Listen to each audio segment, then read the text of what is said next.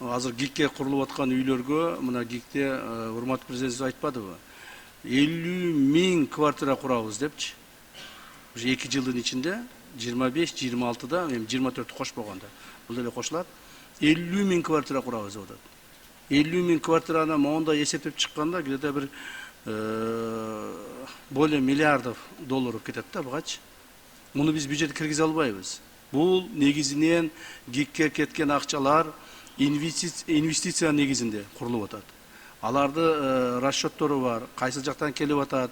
Бирок курулгандан кийин ГИКтин балансына өтөт дагы, анан естественно бюджетке кирип атат. Быйыл дагы ошондой болду. Мына 2024 бюджетин караганда көрөсүңөр, канча акча ГИК аркылуу бюджетке киргендигин. Мына ошон үчүн болду. Да сиз Баткен жөнүндө айтып калдыңыз, Баткенди караңыз, сиз бара элек көрө элек болсоңуз керек. Баткенде уже азыр жанагы 5.000 квартира куруп атабыз. Уже курулуштар кызуу жүрүп атат бүгүнкү күндө. Барып көрүп келсеңиз болот. Же бир шайлоочуңузга чалсаңыз, сизге ал жерден видео кылып жөнөтүп берсин, көрүп аласыз. Так.